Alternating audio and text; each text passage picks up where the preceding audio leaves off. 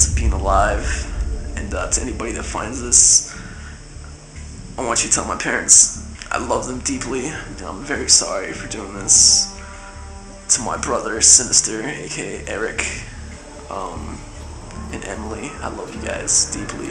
And I'm sorry for going this route. I know I threw myself in. The truth isn't always what it seems at first glance. The man in the self-recorded footage wasn't someone burdened with guilt for his actions. Behind those misleading words of regret hid a far darker truth. In the complete recording clip that follows, watch how his fake pretense fades, revealing his true emotions. Alright, so I'm making this video because, or if anybody finds this, I really don't know what I'm trying to say. I'm breathtaking at what I've done, and I apologize. I know I'm gonna pay for my consequences. You know, I wish that I could have not done this, but I just lost my mind. I snapped, and I did what I did, and I gotta pay for it now. My consequences. I'm like all shaky and stuff, but like, to anybody that finds this, tell my parents that like I love them, and I'm very sorry for doing this, and there's nothing really else to say. To everybody that is probably gonna hate me for this, I'm sorry, and I had to do it. My mind just snapped. I couldn't control it anymore. That's it.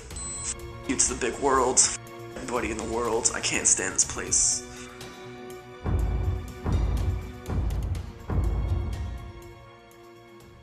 That man, that was a thrill ride for him, y'all.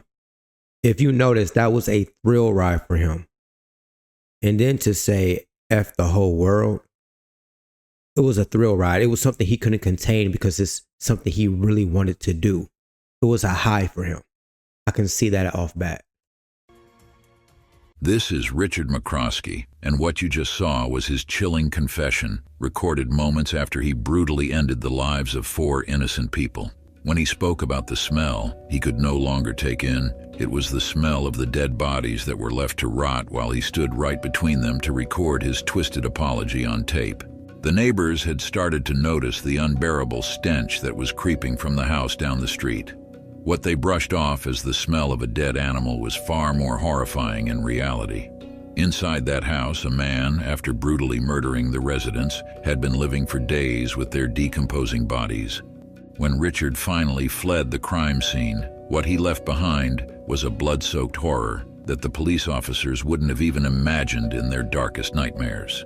Born on December 26, 1988 in California, the 20-year-old Richard Alden Samuel McCroskey had a troubled teenage due to bullying and family issues.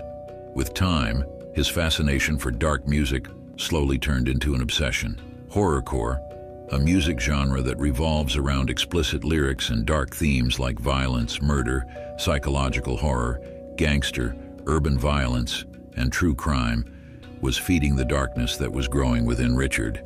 His parents' separation in the summer of 2009 and his mother moving out took a toll on Richard. His teenage years weren't any better. He attended 2 high schools, but eventually dropped out of both. He was bullied for being different. His weight, red hair, and outcast status made him a frequent target. By 2008, Richard was working as a part-time graphic designer and experimenting with making horrorcore rap music. One of the disturbing lyrics that he shared on MySpace, using the name Psycho Sam, was, "You're not the first, just to let you know. I've killed many people and I kill them real slow. It's the best feeling, watching their last breath, stabbing and stabbing till there's nothing left." It wasn't long before Psycho Sam put these disturbing fantasies into action, murdering the exact way he described it in his song lyrics. The interests and hobbies that Richard indulged in were shockingly disturbing and extremely explicit. I'll be honest, man, I ain't never heard of horror rap. Like, this is something new for me. I don't know if that was big back in that time. Me and him, we are the same age. At 20 years old, I was thinking about basketball, girls, video games, going out. This dude was thinking about killing people. This is crazy, man. But I don't condone bullying, man. That probably played a huge part. But damn. Field of his alter egos, Lil Demon Dog and Psycho Sam, Richard would post underground horrors and talk about killing people with extremely gore and explicit details. The posters and horrorcore art he had in his room showed his obsession with the 1970s infamous serial killer David Richard Berkowitz, aka Son of Sam, who claimed a demon controlled his actions.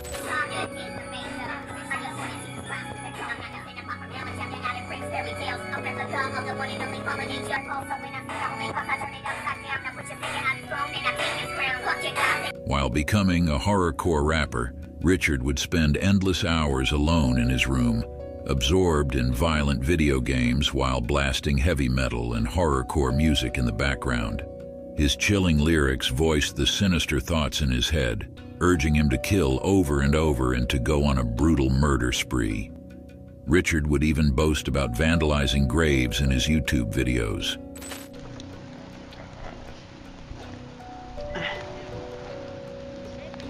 We defiled the grave, and then lightning struck seconds ago.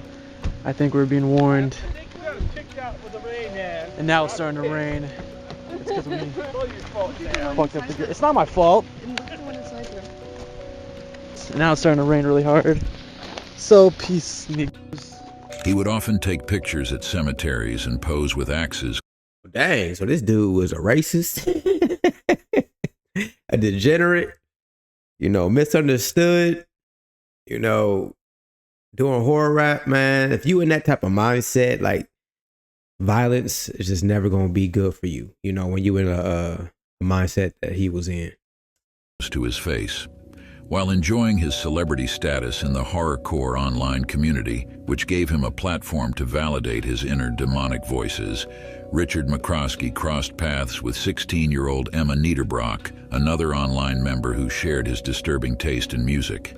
Using the name Ragdoll as her alter ego, Emma grew disturbingly close to Richard. Soon, they were exchanging video messages, feeding off each other's dark interests. Alright, so you wanted a video, and you made me videos, and he said please, so I'll make you this video, even though I'm not gonna do anything, because my room's kind of dirty, and yeah, I don't want to show you my dirty room, but this video is for Emma, because you just told me to say your name, so I don't know. I'll make you another video once clean, I promise. The shyness in his behavior and trembling voice are all signs of Richard being nervous and conscious about Emma judging him. As promised, he cleaned his room and made another video for her. Alright, this video is for you, Emma. The ragdoll. Amazing ragdoll. And I really don't know what to do for you on video. So I guess I'll show you my room a little bit, if that's what you want to see. First off, we got my door. Then we got my addiction for energy drinks. And then we got my small underground CD collection going on right here. And then we got my wall of awesomeness that I call it. Lots of posters and flyers and a Hatchet Man charm and random stuff. A hatchet. Oh no, the battery's dying. What started as a harmless internet friendship quickly spiraled into something terribly horrific as their shared fantasies were soon turned into reality. Born on October 15, 1992, Emma Niederbrock lived with her parents, Mark Niederbrock and Deborah Kelly, in Farmville, Virginia. I ain't gonna lie, if my kid room looks anything like that, I see a whole bunch of demonic stuff, I'm gonna have a lot of questions, you know what I'm saying? He probably wouldn't have any weapons in his room. Anything that's promoting death and hell and devils and stuff like that, that's just crazy. You're not about to have any type of weapons in there. I don't know why that was hanging on his wall, but yeah, he coming off as shy. He really coming off as shy because he don't want to be thought of as a weirdo for the things that he's, learning. You know what I'm saying? And the things that he's into. was a pastor at Walker's Presbyterian Church, while her mother was a sociology and criminal justice professor at Longwood University. Homeschooled since middle school, Emma lived with her mother after her parents divorced in early 2009. Emma went through a similar rebel teen phase as Richard's. A girl who was described as a sweet, well-mannered child had changed her personality and appearance entirely. Her pink hair, gothic-style clothing, and fascination with the violent, explicit world of horrorcore hinted at a shift that would soon take a much darker turn. What her parents believed to be a passing phase, dark, heavy makeup and satanic aesthetics, was far from temporary. Emma had become deeply influenced by occult and dark themes. It was something very unsettling. By September 2009, Richard had mistaken the daily conversations as something more than just a friendship. He saw Emma as his girlfriend, even before they had met in person. She used to text him flirty messages, but no one knew how much she truly felt for him, especially considering what was about to happen. Emma's best friend, Melanie Wells, an 18-year-old from West Virginia, shared her passion for horrorcore. Both were rebellious teenagers who found peace in their unusual hobbies, photography and styling themselves in gothic looks. Melanie, who went by the online persona Mrs. Free Abortions, used to post photos of herself in cemeteries and openly listed her unsettling interests in blood, lust, alcohol, and open graves. The two girls had attended several horrorcore festivals, enjoying the thrill of the dark and satanic world.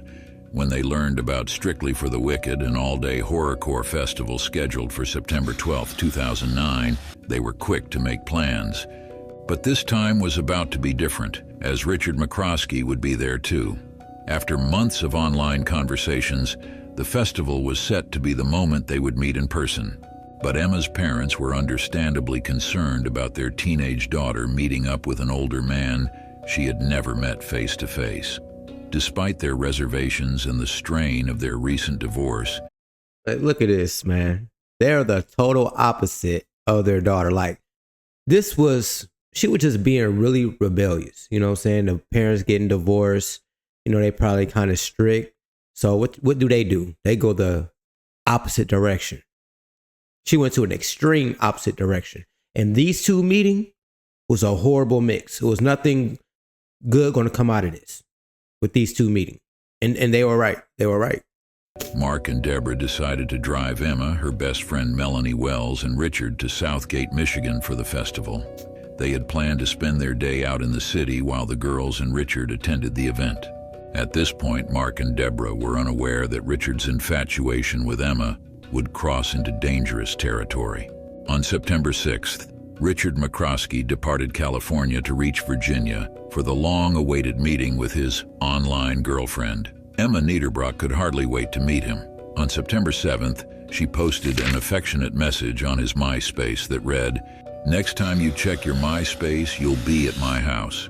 I love you so, so much, baby, forever and for always." Richard was coming to live at her house in Farmville because that was the only way Emma's parents had given her permission for the music festival. It's unclear if Richard arrived on September 7th or 8th, but it was several days before the concert. The festival doors were to open at 1 p.m. on September 12th. It was an odd move by Emma's parents to let a stranger live in their house for days, whose only real connection to their daughter was through shared interests in a dark subculture. With Melanie arriving at her house on the same dates, the trio was set to go on a 10-hour-long drive to the music festival with Emma's parents. The reality of their first meeting was anything but what Emma had imagined. As Emma laid eyes on Richard, the image she had built up from his MySpace photos was shattered. In person, Richard looked much shorter and younger than his age. For Emma, his oversized black hoodie, baggy cargo pants, and greasy red hair across his forehead only added to his unappealing appearance. Her initial charm for Richard had disappeared, and both the girls soon seemed annoyed and disinterested by Richard's presence. That's crazy. This man came all the way from California. Been talking to this girl for months. Oh my God. Oh, I know he hurt. I know he's so butthurt right now. And he was on camera. Like, he showed himself and still got rejected. Oh, It's a cold world. It's a cold world. This was probably the final straw right here, y'all. This was the final straw. This man came from Cali to Virginia, I believe, and I think she lived in Michigan. Oh, I mean, you shouldn't be killing nobody, though. Come on. But, hey, he wasn't in his right mind, man. Hey. Richard, who noticed Emma's changed behavior, believed that the festival's horrorcore vibe would remind Emma of the bond they shared online. But Richard's hopes soon came crashing down when Emma paid him little to no attention at the festival and was more interested in enjoying the concert with other people. Richard's frustration and jealousy began to take over his nerves when he noticed Emma's flirty behavior with other guys. The music festival wrapped up at 11 p.m. on September 12, 2009. When driving back 600 miles to Farmville, the passengers of the car had no idea that this trip would set off a series of terrifying events. Melanie's disappearance after coming back from the concert marked the beginning of this disturbing case. She was last seen online on September 14th at 2:43 a.m. when she posted on her MySpace about the concert. SFTW was f***ing amazing. Back in Virginia now, be back in West Virginia on Wednesday. I miss everyone.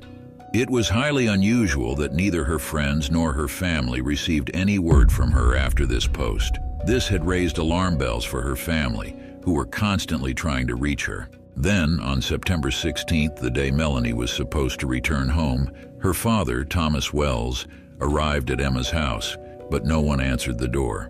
He decided to wait outside. After waiting for over 7 hours in his car, he left with a feeling that something was terribly wrong. Melanie's mother had gone frantic. She called everyone who might have seen Melanie, but all her calls went unanswered. The mother then reached out to the organizer of the festival, Andres Schrim, also known as Satanic in the horrorcore community. Back in 2009, the horrorcore rappers and fans were a close-knit community. Yo, imagine having to contact somebody named Satanic to find your daughter. Your hopes, that has to be your last resort. Calling somebody by this name. This was their last hope right here. They tried everything else. When you got to rely on somebody with that name to find your daughter, oh man. Yeah, the worst is just around the corner.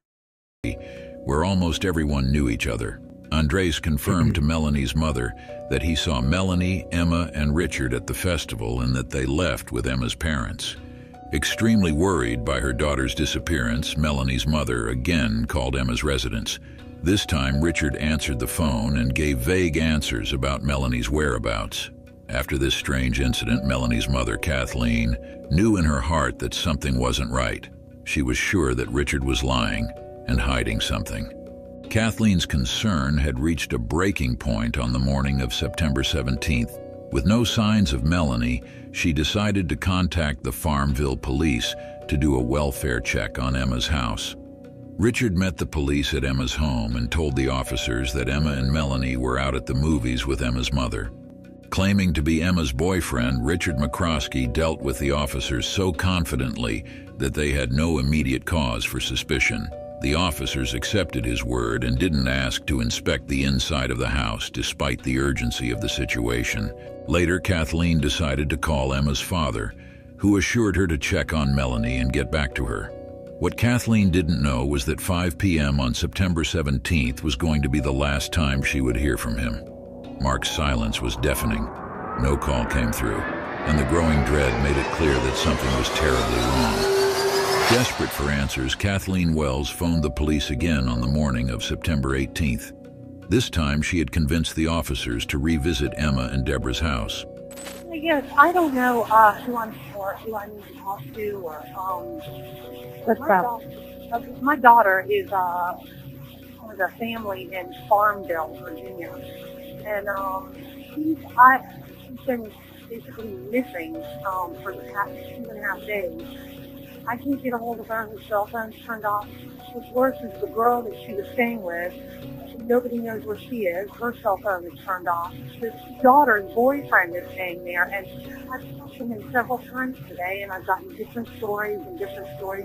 But my husband went down. He was supposed to pick up my daughter yesterday, and he went down there. He arrived at about 11 o'clock in the morning. sat there for 8 hours outside the house. Nobody showed up. Nobody answered the door. And, I mean, we're about 4 hours away here, and I don't know what else to do.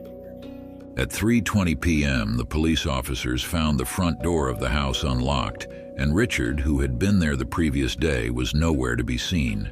But what made them realize the gravity of the situation was the nauseating smell of rotting dead bodies that welcomed them at the main door. It was quite strange that the officers had missed this unmistakable smell during their earlier visit. Inside the house, the police were met with a chilling and horrific discovery. In what appeared to be Emma's bedroom downstairs, they were confronted with the spine-chilling sight of 3 lifeless bodies rotting in their pool of blood. This gruesome sight was enough to obtain a search warrant. While searching the house for evidence, the police officers... This man came across whole country, West Coast to East Coast, and committed this crime. Like, that is bold. That is very bold, but he lost it in a rage of jealousy. You know, he probably felt at his worst. She denied him in person and then flirted with other guys in front of him. He calling this girl his girlfriend, you know, for months, you know, and when he got there, he was very disappointed. You know, this is what it is right here, man. He always been looking forward to doing something like this. It just gave him the excuse to do it. And found another body in a room upstairs, which was later identified to be Emma's mother, Deborah Kelly's body. The dead bodies downstairs were eventually confirmed as Mark Niederbrock, Emma Niederbrock, and Melanie Wells. The brutality of the murders and the chilling evidence had left the investigators haunted. Without revealing the details, the police confirmed severe blunt force trauma as the cause of death. All the police had to do was sift through evidence and check Emma and Melanie's social media accounts to connect the dots. The 5th person, who had been to the festival with the victims and returned to Farmville with them, was missing. One officer remembered speaking to Richard during the welfare check at Emma's home. The realization hit the officers hard, and a manhunt for Richard McCroskey was launched. The police had another strange encounter with Richard 12 hours before the discovery of the bodies. At around 4 a.m. on September 18th, Richard McCroskey was issued a ticket for driving a car without a license that he had stuck in a ditch. When asked about the car, he casually mentioned it belonged to his girlfriend's dad. At that moment, no one could have imagined that the 20-year-old had fled after murdering 4 people with a hammer and maul. As per a tow truck driver who offered him a ride, Richard stunk like the devil. The motive behind the brutal murders was Richard's rage toward Emma for rejecting his love. The other 3 victims happened to be in the wrong place at the wrong time. Fueled by alcohol and marijuana, Richard grabbed a ball-peen hammer and first attacked Melanie, who was asleep on the couch. Next, he went upstairs and killed Emma's mother before ending Emma's life in her downstairs bedroom.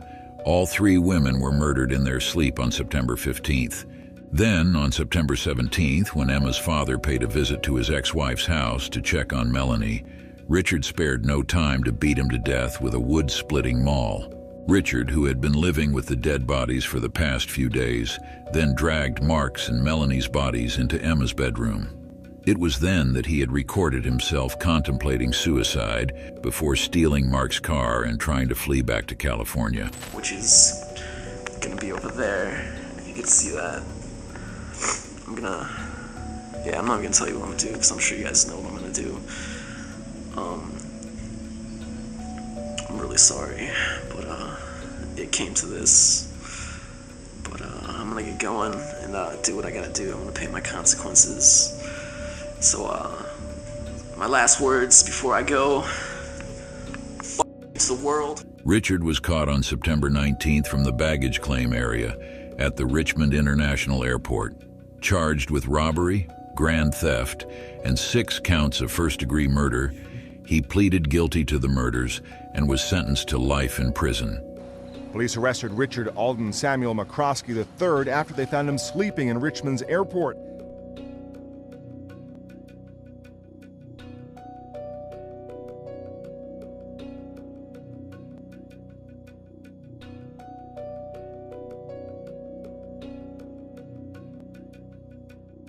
Yo, that dude was a coward, man. And when in prison, I know it didn't go well for him. I know he getting bullied. They did all types of stuff to this man, yo. He was shy. He was a degenerate. He was just weird. You know what I'm saying? Like, no confidence. You know, when she saw him, she saw he had no confidence. Like, he had no confidence when she saw him, you know. That's why, guys, it's important. Hit the gym. Hit the gym, man. Always start right there, man. But yeah, he was butthurt. You know, she didn't like him. He flew across the whole other side of the country. From the West Coast to the East Coast, man. He got rejected, and that was the last straw. It took out all the women while they were asleep. They didn't even see it coming. Didn't even see it coming. The dad didn't even see it coming. He should have known. The dad should have known better. You got this weird guy. He should have been really prepared. I hate that for him. Prayers to all the families. That sucks. Y'all be careful out here, man. Be careful what your kids listen to. You know what I'm saying? Get them into activities. I don't care. Basketball, football, chess club. I don't know. Something. Art classes where they can meet other kids around their same age. You know, have a positive influence. Because that's something he definitely did not have. He got into the wrong stuff. And those people were there at the wrong time. And that girl, she got into the wrong things too and got with the wrong person. You know? But hey, man, it's different. It's other ways to handle rejection. You don't want to handle rejection like this, fellas.